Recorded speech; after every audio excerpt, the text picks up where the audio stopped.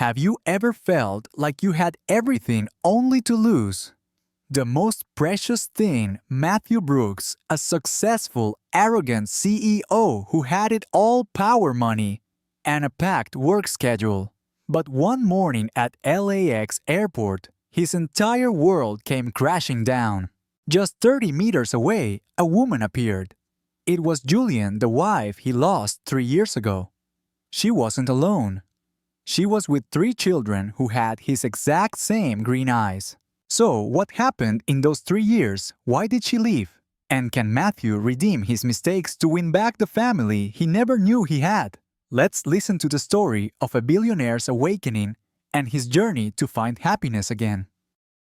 The rhythmic announcements for flights echoed through the public address system of Los Angeles International Airport, LAX. Matthew Brooks, in his elegant charcoal gray, bespoke suit, strode quickly through the waiting area.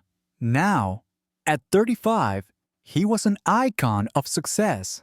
His tech company, Ascend Global, had just signed a multi-billion-dollar merger, elevating him to new heights. He had it all: power, fame, and a packed work schedule he believed was proof of his own superiority. In his hand, he held a steaming cup of Starbucks coffee. His mind raced with hundreds of ideas and data, financial charts, market predictions, and upcoming meetings. His world was one of numbers, contracts, and relentless goals. Then, everything stopped. The coffee cup slipped from Matthew's hand, crashing onto the polished marble floor. It shattered into a mess of glass and dark liquid, a stain spreading like an ink blot on a blank page. The jarring sound wasn't enough to startle him, because his world had gone completely silent. About 30 meters away, near gate 42, stood a woman. Her naturally curly hair was neatly braided, highlighting her full, heart-shaped face. She wore designer ripped jeans and a dark purple blouse. She stood there with a calm confidence Matthew had never seen in anyone. The woman was none other than Julian, his ex-wife, who had left him 3 years ago. Matthew's heart pounded a single heavy beat, as if trying to catch up with the blood coursing through his chest. He had spent the past 3 years searching for her in vain. She had vanished like the wind, leaving no trace but a wedding ring on the kitchen counter and a note. Now she was standing right in front of him, more alive and beautiful than any memory he had kept. But that wasn't all. Clinging to her jeans were 3 small children who looked to be about 2.5 years old. Each one had a familiar feature that constricted Matthew's chest. They had deep, bright green eyes exactly like his own. And more remarkably, each had a cowlick on their forehead, the stubborn whorl of hair that had always annoyed him since he was a child. The blood in Matthew's veins seemed to stop flowing. His legs became as stiff as concrete, unable to move. He stood motionless, watching Julian gently adjust a tiny backpack for one of the children, while another tugged at her blouse.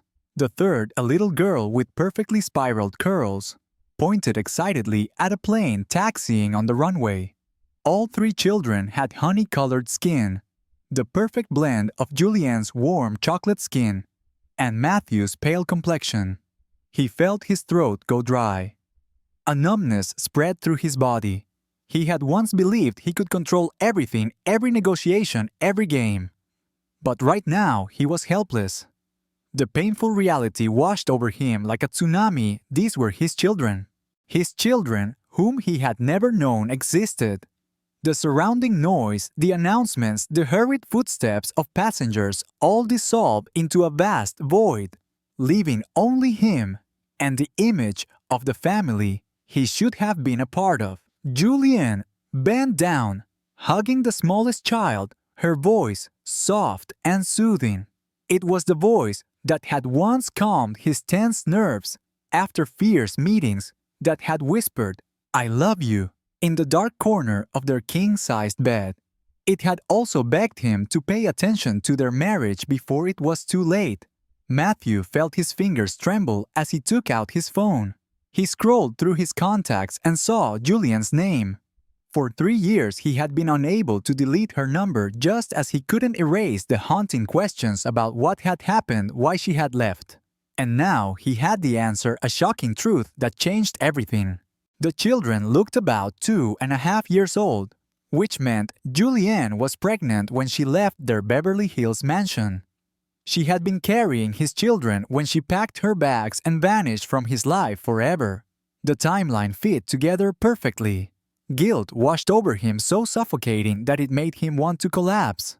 One of the boys dropped his stuffed elephant, his face crumpling into the same expression Matthew had when he was annoyed. The resemblance was so strong that a few passengers walking by glanced between Matthew and the children. The flight board showed that Julian's flight to Atlanta would begin boarding in 20 minutes. A growing fear crept into Matthew's mind. He was about to lose them again. His legs finally broke free from their paralysis. He began to walk towards them, his heart pounding so loudly he could hear it drowning out the airport announcements. With each step, the details became clearer. The little girl wore a pink dress with white flowers, while the two boys wore matching blue overalls with dinosaur prints. They all had small suitcases decorated with different cartoon characters. It was clear this was a carefully planned trip.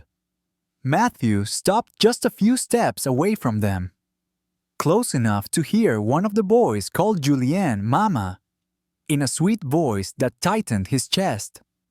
Close enough to see the delicate gold bracelet on her wrist, a gift he had given her for their first wedding anniversary.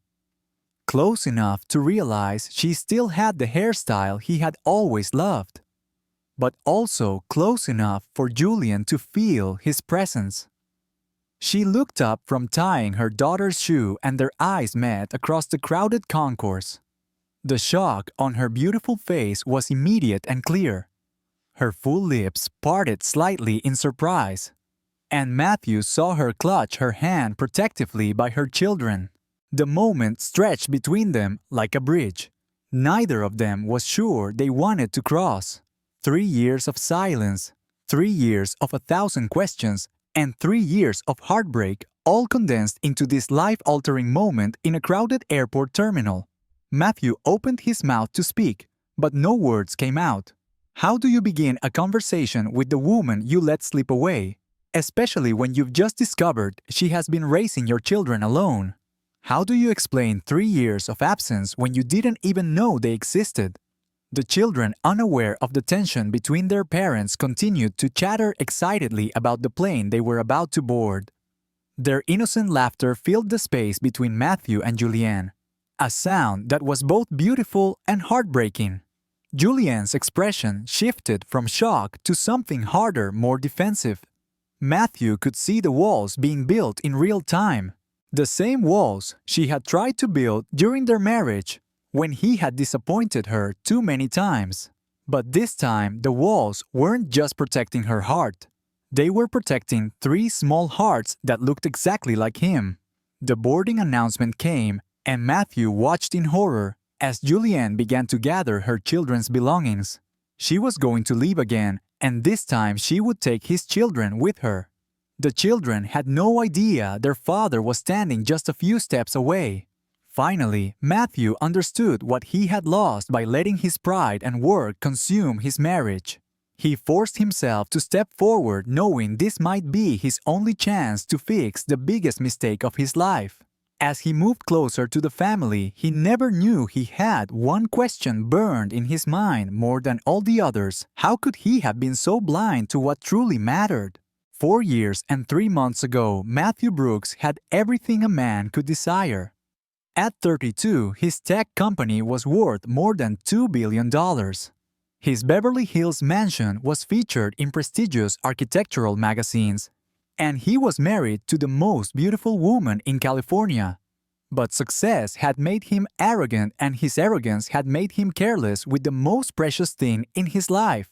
Matthew remembered the day Julian walked into his life, like a ray of sunshine breaking through storm clouds. She was 26 at the time, a recent culinary school graduate, working as a private chef for wealthy families in Los Angeles.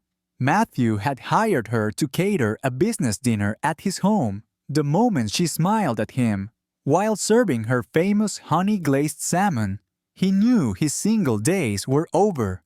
Her smile wasn't the polite one he was used to seeing at extravagant parties. It was a radiant, genuine smile that came from her sparkling warm eyes. The salmon wasn't just delicious, it told a story. She explained that the sweet honey flavor was there to balance the spiciness of the ginger and garlic, creating a perfect harmony. Matthew was captivated, not by her cooking talent, but by the way she did everything with her heart and creativity. Their romance was a whirlwind. Expensive restaurants, weekend trips to Napa Valley, and conversations that lasted until dawn. Julianne was unlike any woman he had ever dated. She was never impressed by his wealth or fame. She challenged him, called him out when his ego was too big, and celebrated his victories as if they were her own. She brought warmth and laughter into his sterile, work-focused world. Matthew had been caught in a cycle of dating beautiful women who were always looking for a successful man. But Julianne was completely different. She had her own career, her own dreams and passions. She didn't need him. She wanted him. They married after 8 months of dating in a ceremony featured on society pages. Julianne looked like a queen in her flowing white gown, her natural hair adorned with tiny pearl beads that shimmered like stars.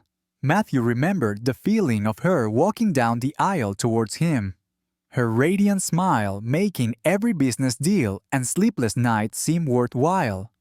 He thought he was the luckiest man alive. For the first year, their marriage was nearly perfect. Matthew would come home to the scent of Julianne's amazing food and the sound of her humming in their modern kitchen. She would massage his shoulders after stressful days and patiently listen to him complain about difficult clients or board meetings. In return, he lavished her with gifts, surprise vacations, and all the attention she deserved. He once treasured her, seeing her as everything. But success is a jealous lover, and Matthew's company was growing faster than he could control. Meetings started to last longer. Business trips became extended, and romantic dinners gave way to rushed conversations over takeout boxes. Initially, Julianne tried to understand. She brought him coffee during late-night conference calls and rearranged her own work schedule to accommodate his needs. She had once put her career aside to better support him. She tried her best to be the wife he needed. The problem started with the little things. Matthew missed their monthly date nights for client emergencies. He forgot their wedding anniversary dinner because a potential merger needed his immediate attention.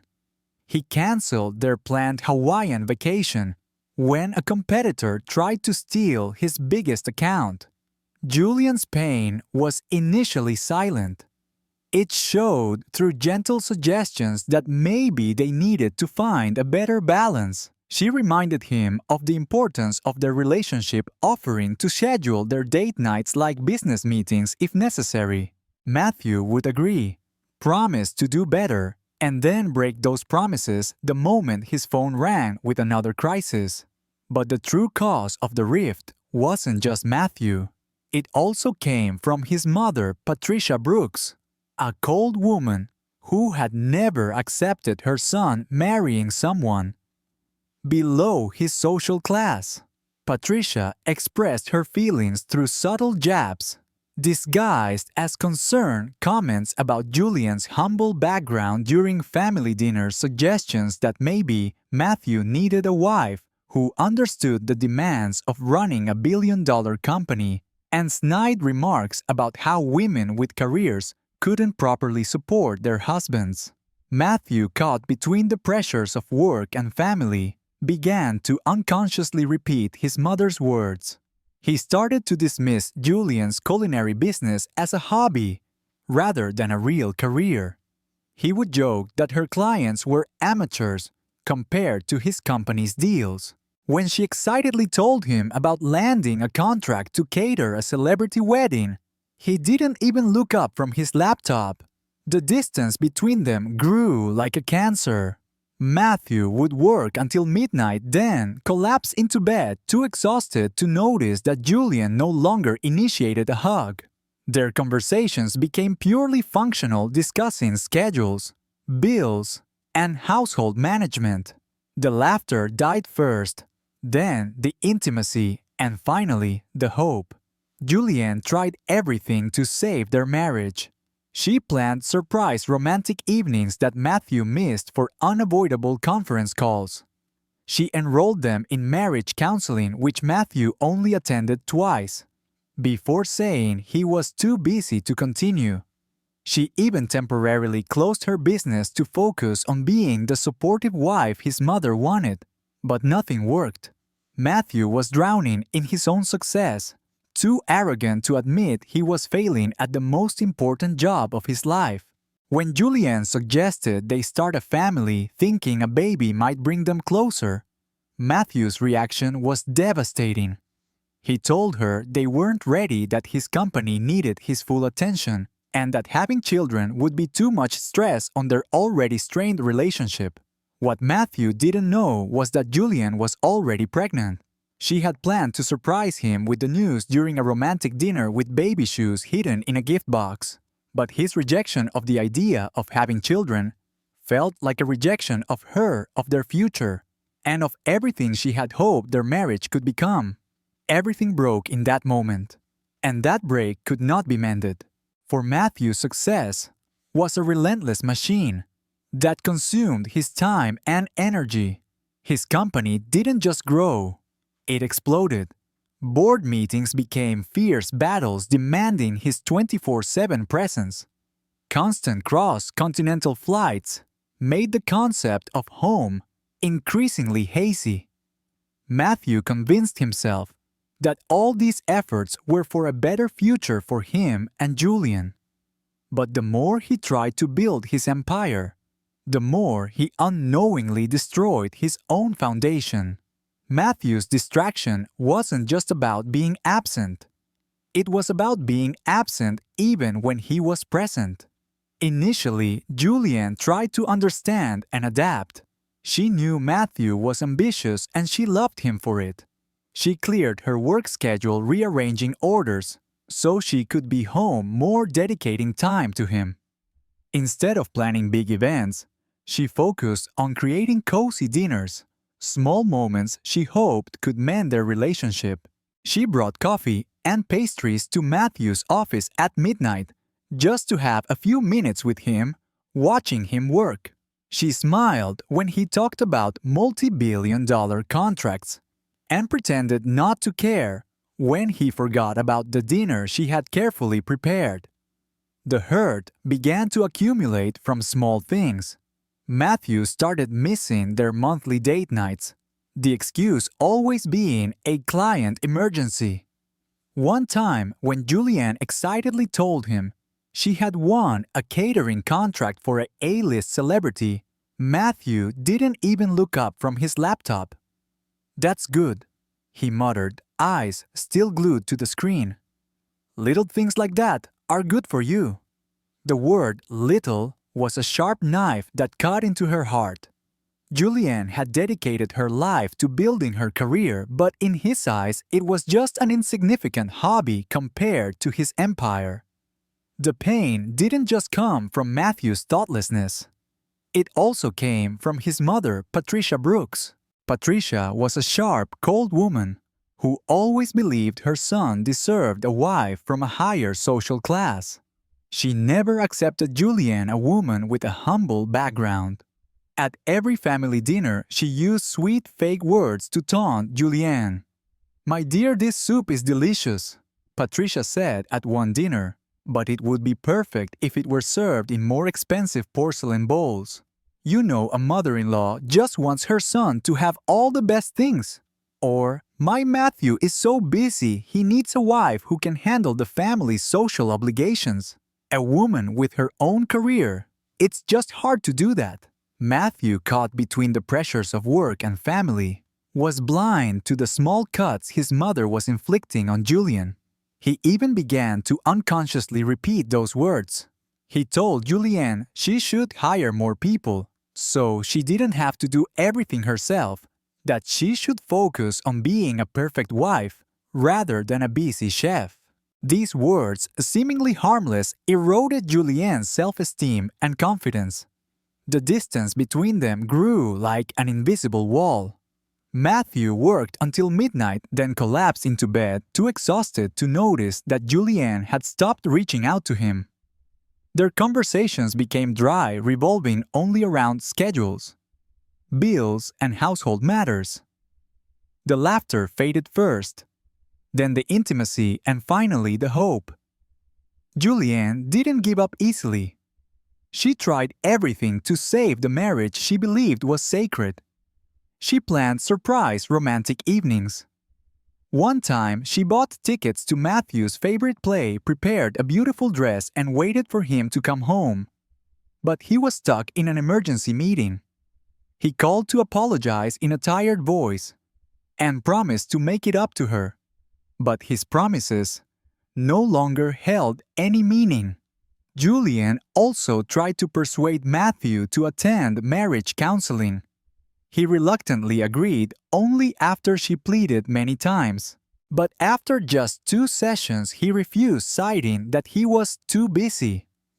"Julianne, I don't have time for these meaningless conversations. I have a billion-dollar company to run," he said. The words were not just a rejection, but a contempt for her feelings. The peak of her despair was when Julianne temporarily closed her business.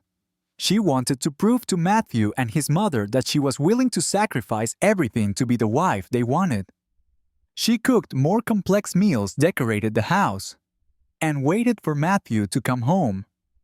But her sacrifice was not acknowledged. Instead, it only made Matthew believe more that her work was just a hobby and not important. The deadlock seemed to have no way out. Julian tried, but all her efforts were belittled by him.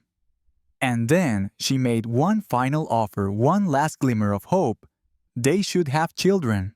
She thought a child, a living connection, would bring Matthew back to their family. But Matthew's reaction shattered everything. "Julianne, we're not ready. I need to focus on work. You know that having children will only complicate things," he said firmly. "My life is already too stressful." He had no idea that Julianne was already pregnant. She had planned to announce the news to him in a romantic way. She had bought a small gift box and placed 3 tiny pairs of baby shoes inside, 1 green, 1 blue, and 1 yellow, representing what she wished for. But Matthew's rejection wasn't just a rejection of an idea. It was a rejection of her, of the future she had always dreamed of. It was a knife straight to her hopeful heart. In that moment, Julianne realized she had been fighting alone. She had tried to save a marriage that only she was trying to save. Matthew's words had killed the last bit of hope in her heart. She understood it was time for her to let go, and she decided to leave. That night, a heavy rain poured down on Beverly Hills, as if to mirror Julian's mood. It was a Tuesday, and also the night of their 3rd wedding anniversary. Julianne had sat alone at their favorite restaurant for 2 hours. The meal had grown cold. She had to endure the sympathetic glances from the waiters who were familiar with them. She smiled, shook her head, and said that her husband was on his way. But deep down, she knew it wasn't going to happen. When Matthew returned home at 11 p.m., he was still on the phone. His voice was loud and full of pride as he discussed quarterly projections. He walked through the door, his other hand gripping his leather briefcase, completely engrossed in his own world, oblivious to the unusual silence of the house. Julianne waited until he ended the call. She waited for him to hang up his coat and set down his briefcase. Then she asked, her voice so soft it was almost a whisper, "Do you remember what today is?" Matthew's eyes were blank. He looked at her, his eyes tired and without a hint of recognition.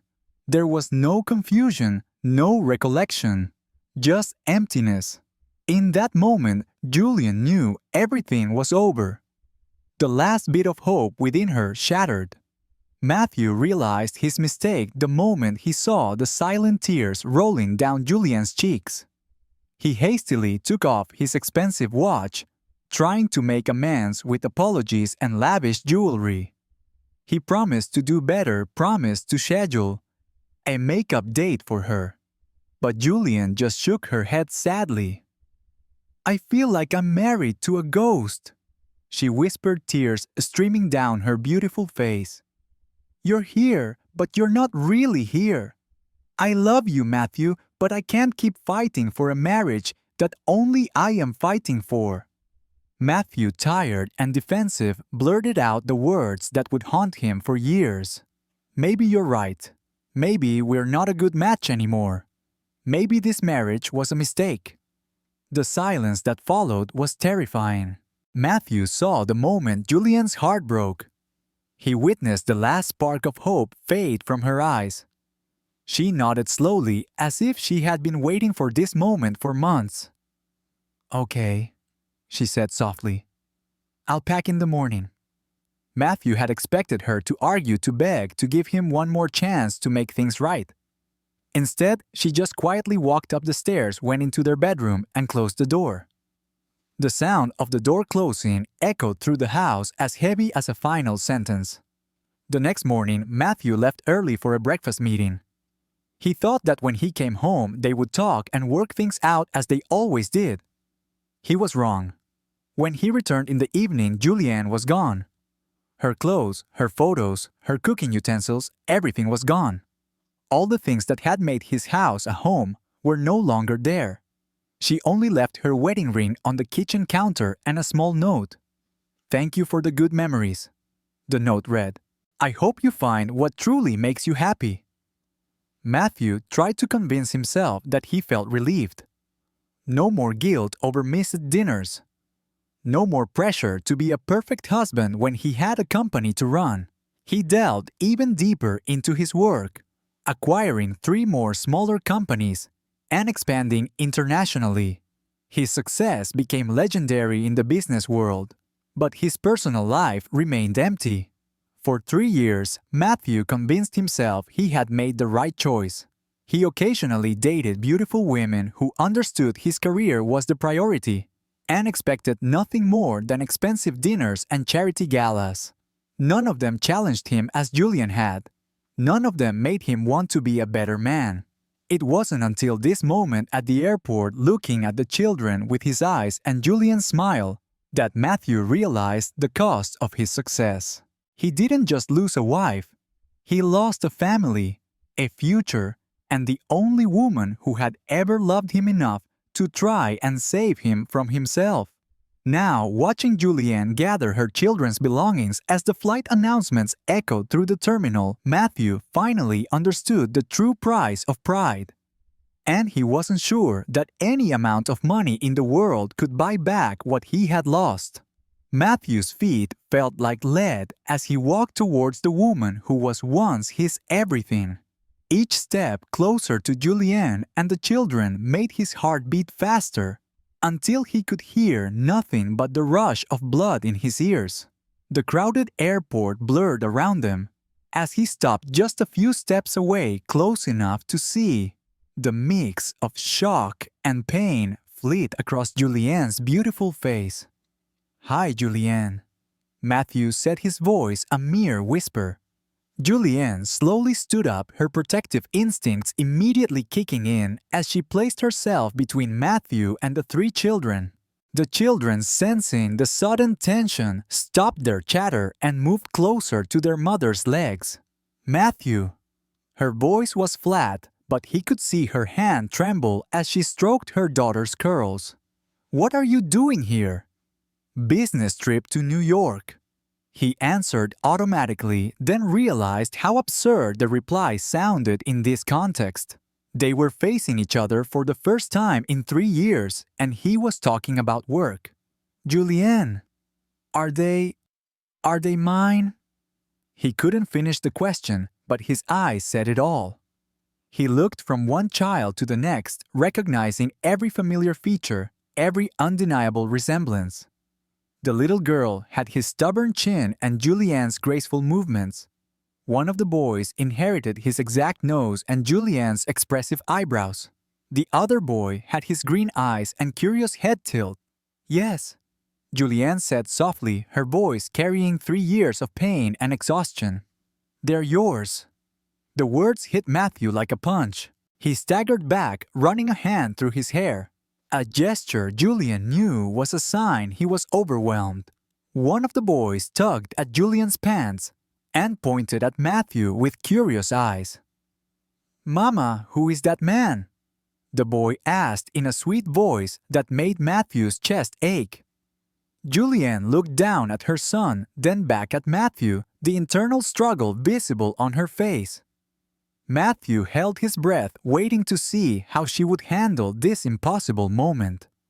This is Matthew," she said carefully. "An old friend of Mama's." Matthew felt the words like a knife to his heart. An old friend. Not their father, not someone important, just an old friend. But he understood why Julian was being protective. These children didn't know him, had never met him. To them, he was just a stranger in an expensive suit, a man who was making their mother sad. "Julianne, we need to talk," Matthew said urgently, glancing at the departure board. "Your flight is boarding in 15 minutes. "There's nothing to talk about," she replied, but her voice lacked conviction. "We're visiting my sister in Atlanta for 2 weeks." 2 weeks. Matthew repeated, his mind reeling. "And after that, you'll just disappear again." Fire flashed in Julian's dark eyes. "Disappear? I didn't disappear, Matthew. I left. There's a difference. You made it very clear you didn't want a family, remember? I didn't know you were pregnant." The words came out louder than Matthew intended, causing a few nearby passengers to glance at them. He lowered his voice, aware that the children were observing the conversation with increasing confusion. "Why didn't you tell me?" Julianne gave a bitter, heartbroken laugh. "Tell you what, that I was carrying the children of a man who said our marriage was a mistake, that I was pregnant with someone who couldn't even remember our anniversary, that I was about to have kids with a man who said having children would be too stressful for his precious company." Each word was a direct hit to Matthew's heart, a reminder of the cruel things he had said during their final argument. He had remembered that night, remembered the look of devastation on Julian's face when he called their marriage a mistake. What he didn't know was that she was carrying his children while he was destroying their relationship. "I was so scared," Julianne continued, her voice catching. "I was pregnant alone and heartbroken. The last thing you said to me was that maybe our marriage was a mistake. So how was I supposed to tell you about the babies?" The little girl, sensing her mother's distress, wrapped her small arms around Julianne's legs and patted her comfortingly. "Don't cry, Mama," she whispered in a sweet voice that made Matthew's eyes sting. Julianne bent down and picked up her daughter, holding her close, while the 2 boys huddled on either side. The image of this strong, beautiful woman comforting her children while dealing with the shock of seeing him again made Matthew feel smaller than he ever had in his life. "What are their names?" Matthew asked softly, his voice thick with emotion. Julianne hesitated for a moment, then sighed. "Caleb, Cameron, and Chloe. They're 2.5. Matthew's breath caught. She had given them beautiful names, names that sounded perfect together. He wondered if she had thought of him when she chose them, if she had imagined him being there to hold them when they were born. "Chloe is the only girl," Julianne continued, adjusting the baby in her arms. "Caleb is the oldest by 3 minutes, and Cameron is the youngest, though he's determined to catch up to his brothers." The boarding announcement echoed again, and Matthew saw panic flash across Julianne's face. She was torn between fleeing and staying to deal with this impossible situation. "Please don't get on that flight," Matthew said desperately. Please, Julianne, we need to figure this out. I need to figure this out. They're my children too. Your children. The fire returned to her voice. Where were you for the past 2.5 years, Matthew? Where were you when I had morning sickness for 6 months? Where were you when I was in labor for 14 hours, scared and alone? Where were you for their first steps, their first words, when they had fevers and I had to stay up all night worrying if they would be okay? Matthew felt each question like a punch. He had missed it all. Every milestone, every precious moment, every opportunity to be the father these beautiful children deserved. While he was building his business empire, Julianne had been building a family alone. I didn't know. He whispered the words not enough but all he had. But would it have mattered? Julianne asked, tears beginning to fall down her cheeks. If I had told you, would you have changed? Would you have put your phone down at dinner? Would you have remembered our anniversary? Would you have chosen us over another business meeting? The questions hung in the air, and Matthew realized he didn't have a good answer. The man he was 3 years ago probably wouldn't have changed, not even for his children. The realization was heartbreaking. I don't know, he admitted honestly. But I want to find out. I want to try. Please, Julianne, don't take them away from me again. Final boarding call for Flight 447 to Atlanta. The announcement boomed overhead. Julianne looked at the boarding gate, then at Matthew, and then down at the 3 small faces, looking up at her with increasing confusion and worry. The weight of the decision was visible on her shoulders. I can't miss this flight, she said finally. My sister is waiting for us, and the kids have been looking forward to this trip for weeks. Matthew's heart sank, but Julianne wasn't done yet. But, she continued slowly, I can give you my number. My real number. We can talk while I'm gone. Figure out what this means, what happens next. It wasn't what Matthew wanted, but it was more than he had dared to hope for when he saw her across the terminal. He pulled out his phone with trembling hands and typed in the number she recited. I'll call you tonight, he promised. After you land. After you're settled. We'll figure this out, Julianne. I know I was a mistake before, but I want to do better. I want to be a father. Julianne looked at his face for a long moment, searching for something he hoped she would find. Finally, she nodded slightly. Come on, kids, she said to the children gathering their carry-on bags. We need to get on the plane now. As she started to walk towards the gate, little Caleb turned back and looked at Matthew with his exact same curious green eyes. Goodbye, Mr. Matthew, the boy said with a shy wave. Matthew's heart broke at the sound of his son's voice saying his name. Goodbye, Caleb, he managed to say. I'll see you all soon, okay? He stood there watching until they disappeared at the end of the concourse. The lively chatter of his children faded into the ambient noise of the airport. For the first time in 3 years, Matthew Brooks had something more important than work to think about. He had a family to win back. Sitting in the first-class cabin on the flight back to Los Angeles, Matthew stared at his phone screen. Julian's number glowed like a lifeline.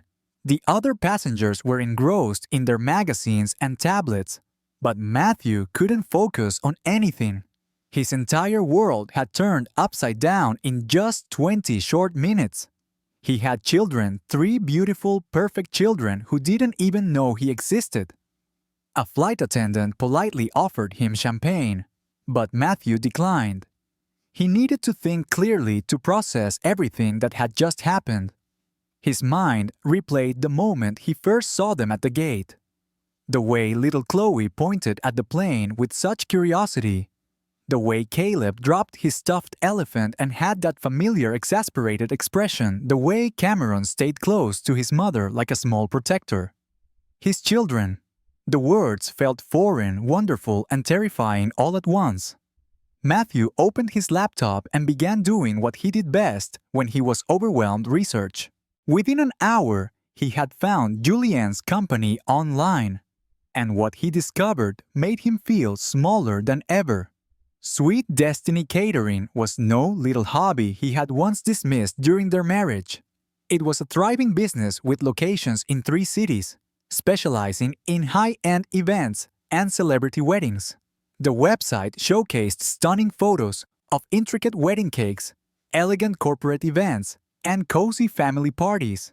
Julianne looked radiant in the photos, her smile genuine as she worked with her team. Matthew read every testimonial from satisfied clients who praised not only the food, but also Julianne's professionalism, creativity, and warm personality. She had built something incredible while he was consumed by his own success. She had created the career she always dreamed of while raising their children alone. The weight of his absence felt crushing. Matthew scrolled through the company's social media pages, desperate for any glimpse of the children. He found them in a Mother's Day post from 6 months ago, 3 toddlers in matching yellow outfits helping their mother decorate a cake in a professional kitchen. The caption read, "My best sous chefs and the loves of my life. Everything I do is for them." The comments were filled with heart emojis and supportive messages from a large community of friends and clients who adored Julian and the children. Matthew realized with a sharp pang that his children had a whole life, a whole world he knew nothing about. When the plane landed in Los Angeles, Matthew drove straight to his empty mansion in Beverly Hills. The house felt even more sterile and cold than usual. He walked through the rooms that had once echoed with Julian's laughter into the kitchen, where she used to cook, his fingers tracing the marble where she had once prepared meals with love and creativity. He felt a profound sense of loneliness. At exactly 8 p.m., calculating that Julian had landed and settled the children, Matthew called her. His hands trembled as he waited for her to pick up. "Hello, Matthew." Her voice was tired but not cold. "Hi. How was the flight? Are the kids okay?" "They're fine. Happy to see their Aunt Rachel. They're asleep now. The travel tired them out." There was a pause. Then Julian sighed. "We need to talk about this situation." "Yes." Matthew took a deep breath. "Julian, I want to know everything. I want to know about their birth, their first words, what they like to eat, what makes them laugh. I want to know about you too.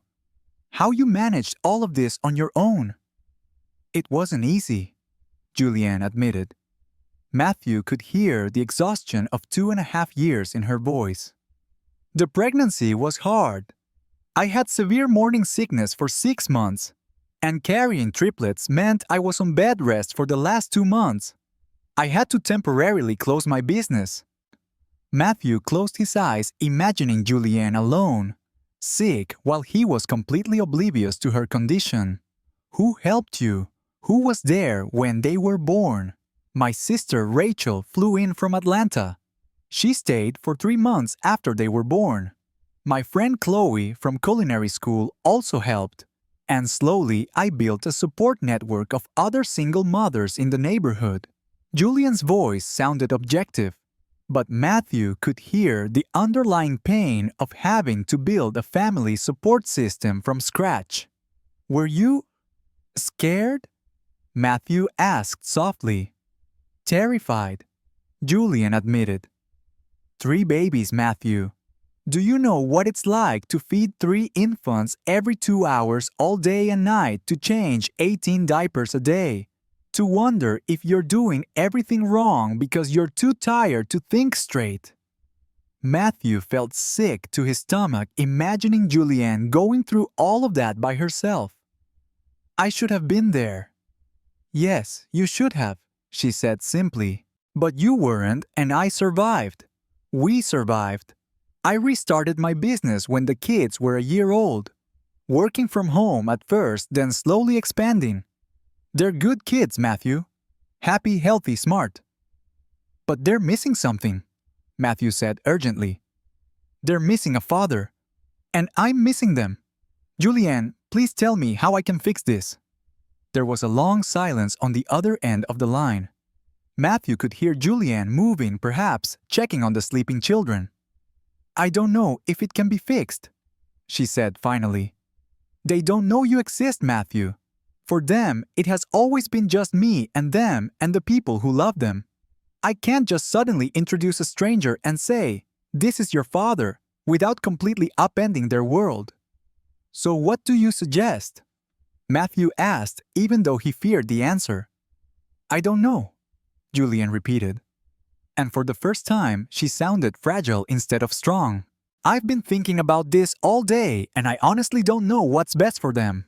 Part of me wants to protect them from the possibility that you'll disappear again when things get complicated. Part of me knows they deserve to have their father in their lives if you're truly committed to being there. I am committed, Matthew said instantly. Julianne seeing them today changed everything for me. I know I can't get the last 3 years back, but I want to be a part of their future. I want to be the father they deserve. It's not that simple, Matthew, she said. You can't just show up and expect to be instantly important to them. They're 2 years old. They don't understand complex adult situations. And what happens when the novelty wears off? What happens when being a father gets in the way of your business schedule? What happens when they get sick in the middle of a major meeting or when they have a nightmare and need comforting at 3 a.m.? Each question was a valid one, and Matthew knew his track record didn't inspire confidence. But something fundamental had shifted within him the moment he saw his children's faces. Business success that once felt like the most important thing in the world now felt meaningless compared to the chance to know his children. I'll prove it to you, Matthew said softly. No matter how long it takes, no matter what I have to do, I'll prove that I can be the father they need and the partner you deserve. Partner. Julian's voice was sharp. Matthew, this isn't about us. There is no us anymore. This is about 3 children who need stability and consistency, not parents trying to work out their own issues. You're right, Matthew said quickly. I'm sorry. I just meant that I want to be a good co-parent with you. I want us to be able to work together for their sake. Another long silence stretched between them. Matthew waited, barely breathing, for any decision that would determine his future relationship with his children. I'll make you a deal, Julian said finally. We'll be in Atlanta for 2 weeks. Use that time to think about what being a father really means. Not the fun parts with toys and Disneyland trips. The real parts, the sleepless nights, the tantrums, the constant worry, the way your entire life has to revolve around their needs. If you still want to be a part of their lives when we get back, we'll start slowly, very slowly. What does slowly mean? Matthew asked. It means you'll meet them properly. Spend time with them in controlled situations. Prove that you can be consistent and reliable. If that goes well for a few months, we can talk about a more formal custody agreement. Matthew's heart leaped at the possibility, even if the timeline sounded agonizingly long. I agree, he said. Whatever terms you set, I agree. Matthew, Julian's voice was gentle but firm.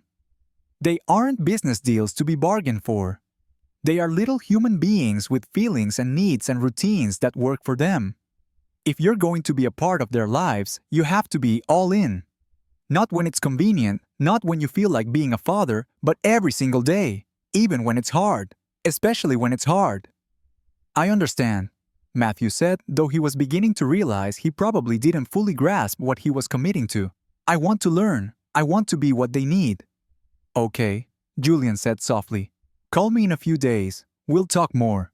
After she hung up, Matthew sat in his empty mansion surrounded by awards and accolades that suddenly felt hollow. For the first time in his adult life, success wasn't measured in quarterly profits or market share.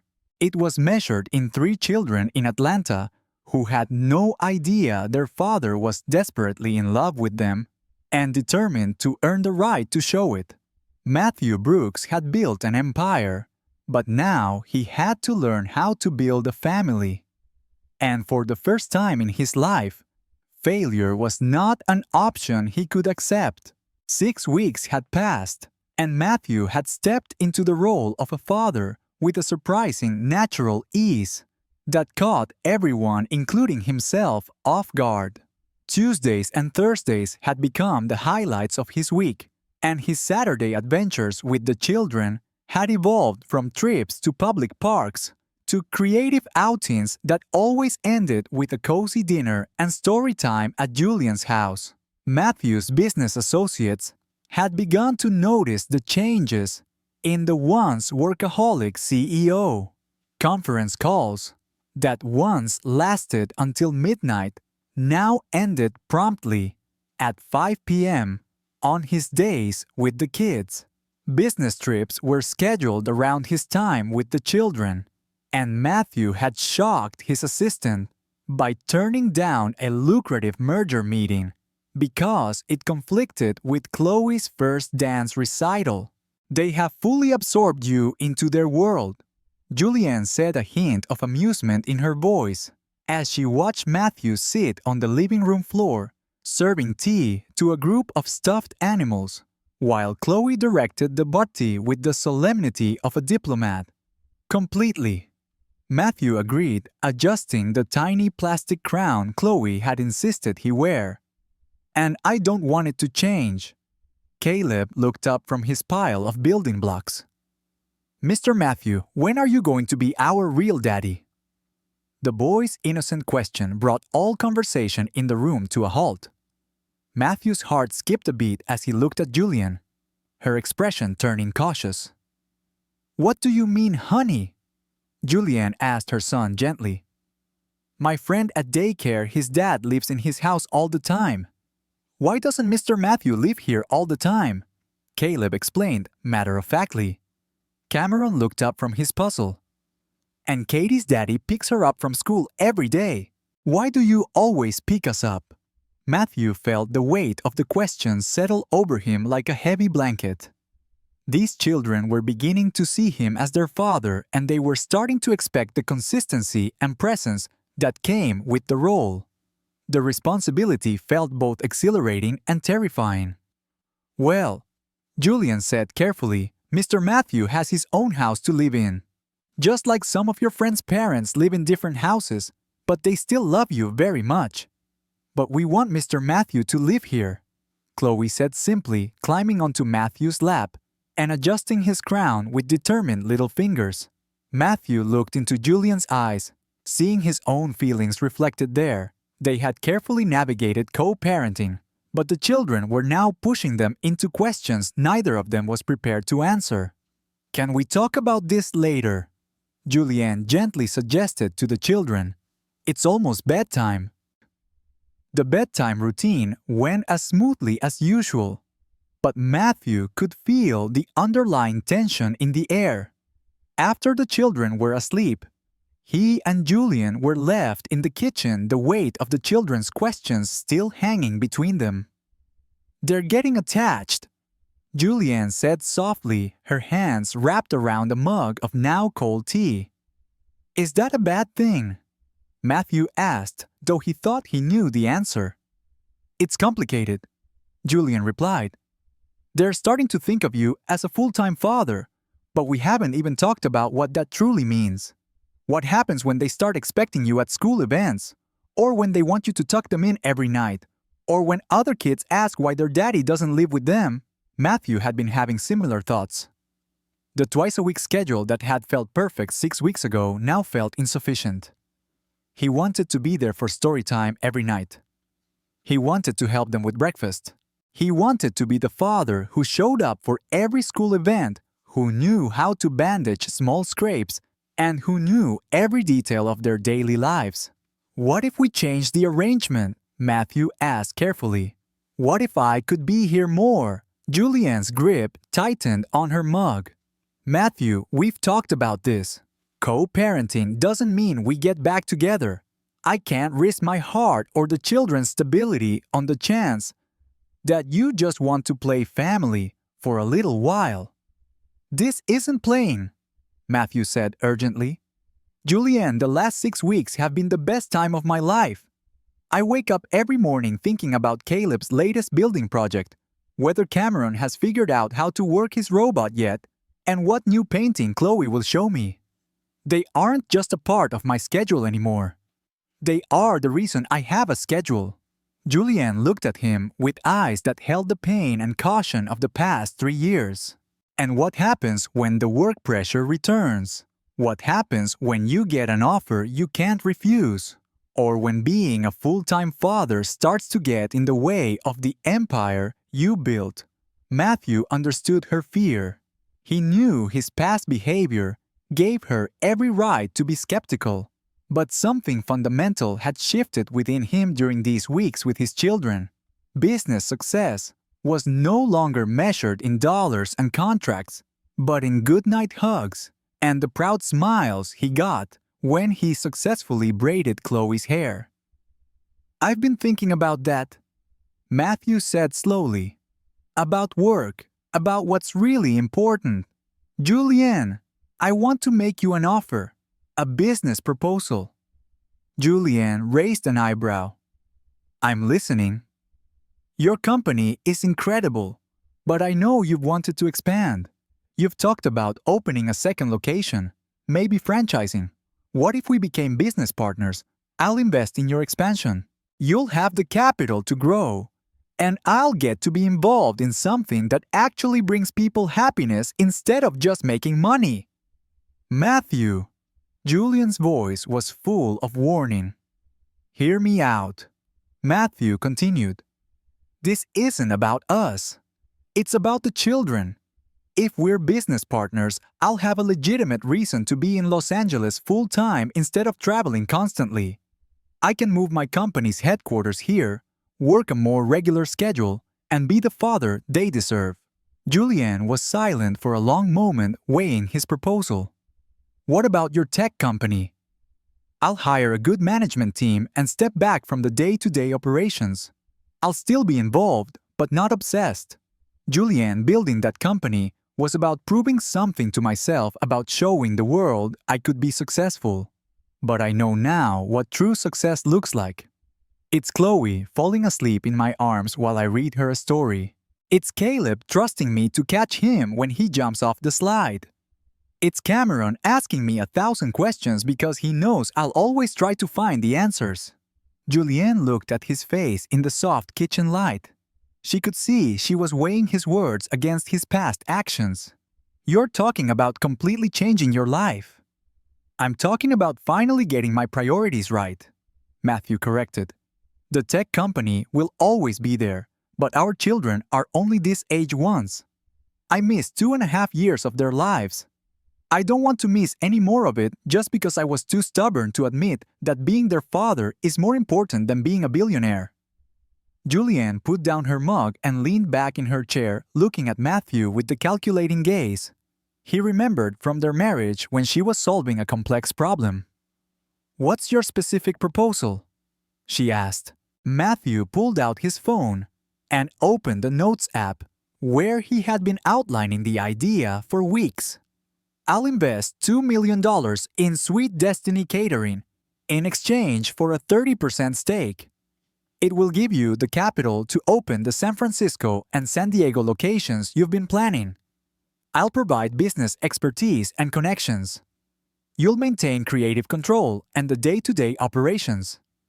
In return, I'll move to Los Angeles permanently. I'll buy a house in this neighborhood to be close to the children. We'll set up a formal co-parenting schedule, maybe 50-50 or whatever is best for the kids. I'll become a real father, not just a weekend guest." Julianne was silent for several minutes, and Matthew could almost hear her thinking through all the implications. "What about us?" she asked finally. "This proposal would mean we'd be constantly in each other's lives, working together, co-parenting together. We have a past, Matthew. A complicated and painful one."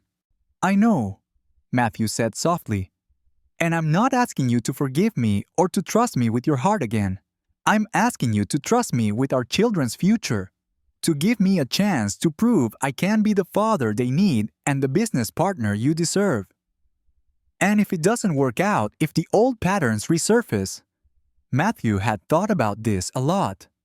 Then we professionally dissolve the business relationship and figure out a custody arrangement that protects the children. But Julianne, I am not the same man who let you walk away 3 years ago. They have changed me in ways I didn't know were possible. Julianne got up and went to the window looking out into the backyard where the children's swing set was just barely visible in the dark. They love you, she said softly. They really do. Caleb talks about you non-stop at daycare. Cameron spends the entire week saving up questions to ask you. And Chloe, she drew a picture of our family yesterday, and she drew you in it without me even asking. Matthew's chest tightened at the image of his daughter, including him in her concept of family. I love them too, he said. More than I ever thought I could. I can see that, Julian replied, turning to face him. The way you are with them, the patience you show, the way you listen to their never-ending stories as if they were the most important conversations you've ever had. You're a good father, Matthew. The words meant more to Matthew than any business award or accolade he had ever received. So you'll consider the partnership? He asked hopefully. Julianne returned to her seat, her expression thoughtful. I'll need a formal proposal, the numbers, the timeline, the legal structure. And Matthew, if we do this, there have to be clear boundaries. This is about the children and the business, not about us trying to recapture what we lost. I understand, Matthew said, though a part of him wondered if spending so much time with Julian would naturally lead to something more. He pushed the thought aside. Right now, the children were the priority. I'll have my lawyers draw up a proposal by Friday, Matthew promised. Full financial projections, expansion timeline, everything you need to make an informed decision. And I need time to think, Julian said. This is a big decision, not just for me, but for the children. Of course. Take all the time you need. They sat in a comfortable silence for a few moments, both lost in thought about the possibilities and complexities of Matthew's proposal. Can I ask you one thing? Julian asked finally. Anything. What happens if you meet someone if you want to get married again someday? How does a new wife fit into this arrangement of ours? The question caught Matthew by surprise. He hadn't genuinely thought about dating anyone else, hadn't even considered the possibility. All of his emotional bandwidth was centered on his children, and if he was being honest on the complicated feelings he still had for Julian. I don't know, he admitted. I guess we'll figure that out when the time comes. But right now, I can't imagine wanting to be with anyone else when I'm still trying to prove I can be the father Caleb Cameron and Chloe deserve. Julianne nodded, seeming satisfied with his honesty. One more thing, she said. If we do this business partnership, you have to understand that success in the culinary world is different from tech. It's not about market domination or crushing the competition. It's about creating experiences that bring families together, about being a part of people's celebrations and milestones. Can you handle building something that's about community instead of conquest? Matthew smiled, thinking about the joy on the children's faces when they helped him cook dinner, about the satisfaction of creating something together, instead of just acquiring what others had built. I think I'm ready for a different kind of success, he said.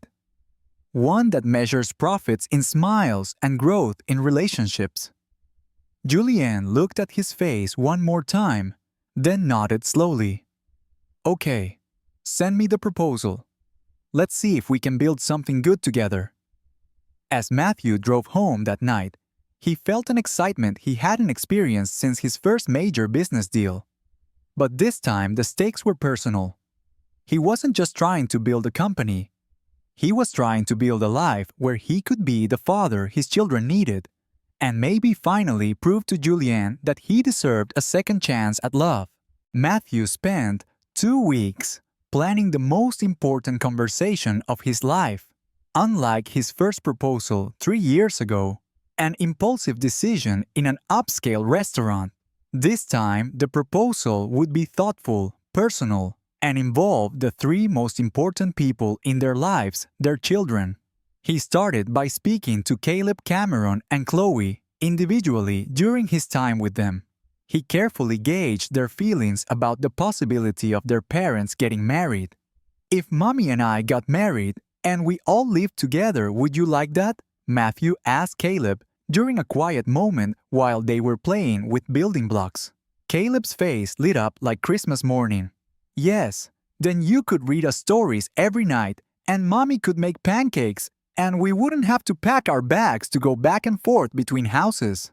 Cameron's reaction was more thoughtful. "If you and Mommy get married, will you still be our daddy even if you guys have an argument?" The question broke Matthew's heart with its 3-year-old maturity. "Cameron, no matter what happens between Mommy and me, I will always be your daddy," Matthew promised solemnly. "That will never change, even if we don't agree on some things." Chloe's reaction was pure joy. "Can I wear a pretty dress? Can I throw flowers like Sarah did in her parents' wedding? If Mommy says yes to marrying me, you can wear the prettiest dress in the world and throw as many flowers as you want." Matthew promised, his heart full of hope and anxiety. With the children's approval, Matthew began planning a proposal that would be meaningful to both Julianne and their family. He enlisted the help of Julianne's sister, Rachel. Rachel flew in from Atlanta under the pretense of a regular visit. "You better not hurt her again," Rachel warned Matthew in a private conversation while Julianne was at work and the kids were napping. "She's built a good life for herself and for the children. If you're not completely sure about this walk away now." "I'm sure," Matthew said without hesitation. "I love her, Rachel. I love our family. I know I made mistakes before, but I'm not the man who let her go." Rachel looked at him with the scrutiny only a sister could have. "What's different this time?" "Everything," Matthew answered honestly. 3 years ago, I thought success was building the biggest company and making the most money. Now I know success is when Chloe falls asleep in my arms after I read her a story. It's Caleb trusting me to catch him when he jumps off the slide at the playground. It's Cameron asking me 1,000 questions because he knows I'll always try to find the answers. And it's wanting to wake up every morning next to the woman who taught me what real love looks like." Rachel's stern expression softened. "She still loves you, you know. She tries to hide it, but I can see it in the way she lights up when she talks about your successful co-parenting and the way she's proud of the father you've become." "So you'll help me?" Matthew asked hopefully. "I'll help," Rachel agreed. "But if you hurt her again, I'll personally make sure you regret it." Their plan was simple but meaningful. Matthew would invite Julianne to their favorite family park for a casual picnic. Rachel would bring the children later, giving Matthew a few minutes alone with Julianne before he proposed. On the chosen Saturday, Matthew arrived at the park early to set up a more elaborate picnic than usual. He brought Julianne's favorite foods, flowers from the garden they had planted together when they were married, and a playlist of songs that were significant to their romance. "This picnic seems special," Julianne remarked when she arrived, taking in the romantic scene Matthew had prepared under their favorite oak tree. "I wanted today to be special," Matthew said, his heart already pounding with nerves. They sat on the picnic blanket and Matthew found himself trying to commit every detail of the moment to memory. The way the afternoon sun caught Julianne's hair, the way she tucked her legs comfortably under her, the small smile on her lip as she was truly at peace. "Matthew, there's something I want to talk to you about," Julianne said, smoothing the edge of the picnic blanket. Matthew's heart skipped a beat. "What is it?" "These past months working and co-parenting together, it's been wonderful. More wonderful than I ever imagined. You've become an incredible father, and watching you with the children." She trailed off, looking unusually nervous. "Go on," Matthew encouraged gently. "I've been thinking about us," Julianne admitted, not looking him in the eye. "Not just as co-parents or business partners, but us. And I know we agreed to only focus on the children, but I can't stop wondering what would happen if we tried again. If both of us were grown up enough to make it work this time." Matthew held his breath. Julianne was opening the door he had been too afraid to approach, giving him a perfect opening to share his own feelings. "Julianne," Matthew said softly, reaching out and taking her hand. "I've been thinking about that too," he added. "Actually, I've been thinking about it constantly." She looked up at him, her eyes vulnerable and full of hope. "I'm still in love with you," Matthew continued, his voice steady even though his heart was racing. "I probably never stopped being in love with you even when I was too stubborn and arrogant to admit it. These past months, getting to see you every day, getting to watch you be an incredible mother and business partner, getting to be reminded of all the reason I fell in love with you in the first place. It's made me realize that losing you was the biggest mistake of my life." Tears began to well up in Julianne's eyes. "Julianne, I know I don't deserve a second chance," Matthew rushed to say. "I know my track record doesn't inspire confidence, but I'm not the man who chose work over love, who was too blind to see what was truly important. Our children changed me, but it was you who taught me how to change." Before Julianne could respond, Matthew heard the sound of small feet running on the grass. He looked up and saw Caleb, Cameron, and Chloe running toward them with Rachel following at a more leisurely pace. "Daddy, Mommy!" Chloe called, launching herself into Matthew's arms for a hug. "Did you get the surprise?" Caleb asked excitedly, clearly in on the plan Matthew had set. Julianne looked confused but delighted as all three children settled around them on the picnic blanket, chattering about their morning with Aunt Rachel. "I have something I want to ask all of you," Matthew said, his voice trembling slightly with emotion. "Something very important." He reached into his pocket and pulled out a small velvet box, watching Julianne's eyes widen with shock and recognition. "Caleb, Cameron, Chloe," Matthew said, turning to address the children directly. "You know how much I love you and how much I love being with our family." Three small heads nodded enthusiastically. "Well, I also love your mommy very, very much, and I was wondering if you would like it if I asked her to marry me so we can be together all the time." "Yes," Chloe shrieked, bouncing up and down on her knees with excitement. "Really?" Caleb asked, his eyes wide. "We get to live in the same house." "Yes," Matthew confirmed, his heart swelling at their joy. "Cameron, what do you think?" Matthew asked his quiet son. Cameron thought for a moment with his usual thoughtfulness. "Will you still read us stories at night?" "Every single night," Matthew promised. "Then yes," Cameron decided with a firm nod. Matthew turned back to Julian, who was sobbing, her hand covering her mouth in shock. "Julian Williams," Matthew said, opening the ring box to reveal not the flashy diamond he had hastily chosen 3 years ago, but a simple, elegant ring with 3 small stones representing their children. "You gave me the greatest gifts of my life, our beautiful children, and the chance to learn what true love looks like. Will you marry me? Will you let me spend the rest of my life proving I can be the husband you deserve and the father our children need?" "Yes," Julian whispered, then louder. "Yes, of course, yes." The children cheered as Matthew slid the ring onto Julian's finger with a trembling hand. Chloe immediately began planning her flower girl dress, while Caleb and Cameron debated whether they could both be the ring bearer. "I love you," Julian said softly, as Matthew pulled her into his arms, their children climbing onto them in a group hug. "I love you too," Matthew replied, kissing her forehead as happy tears streamed down both their faces. "All of you, more than I ever thought was possible." As they sat there surrounded by the laughter and excited chatter of their children about wedding plans, Matthew thought about the incredible journey that had led them to this moment. 3 years ago, he thought he had lost everything when Julian left. Now he understood that sometimes you have to lose what you thought you wanted to discover what you truly needed. He had built a business empire, but his greatest success was right here in his arms. A woman who had taught him how to love and 3 children who had taught him what truly matters. In July, on a sunny Saturday afternoon, Matthew and Julian remarried in a private, intimate ceremony in their own garden. Their children, Caleb, Cameron, and Chloe, served as ring bearers and flower girl. Chloe, in a white princess dress, walked with solemn grace, scattering rose petals down the aisle. Caleb and Cameron, in their tiny vests, handled their duties as ring bearers with great seriousness. Matthew watched Julianne walk down the aisle, his heart overflowing with emotion. This time, there was no extravagant wedding or grand party, just a small ceremony with their dearest loved ones, and that very simplicity made it all the more meaningful.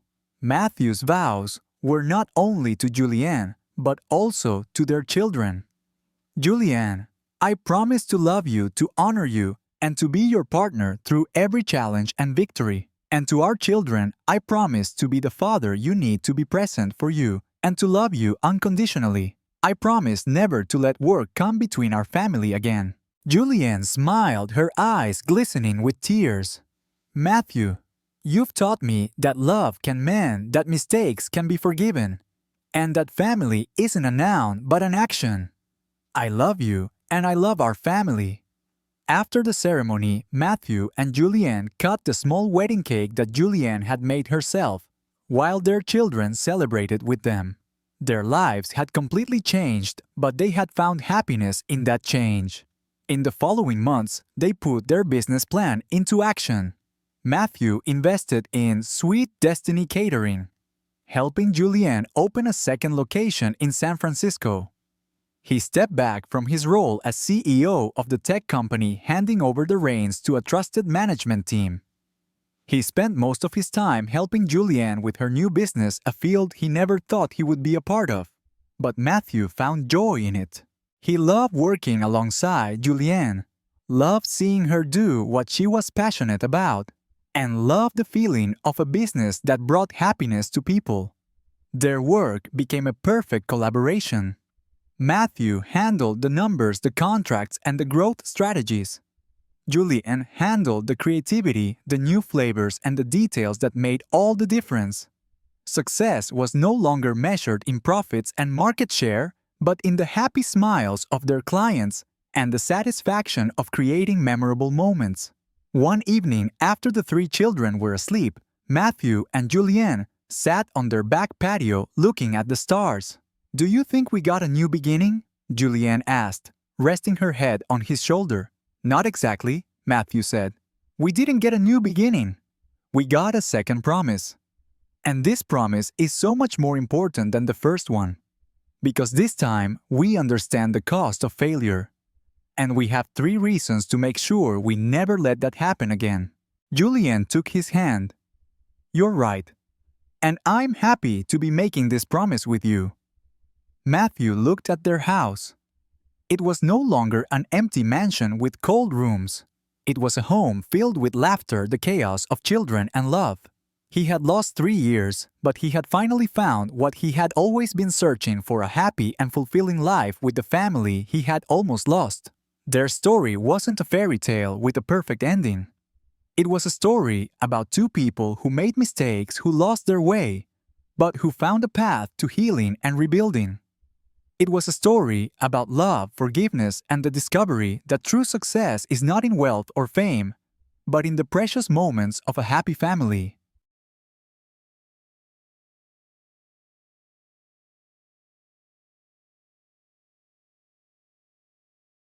And that's the story of Matthew, who had to lose everything to learn to value what truly matters.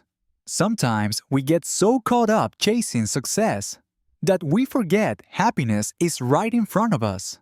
If you've ever missed out on something precious or are on a journey to find yourself again, please share your thoughts in the comments below. Don't forget to like, share, and subscribe to the channel so you don't miss our next meaningful story. Thank you for listening.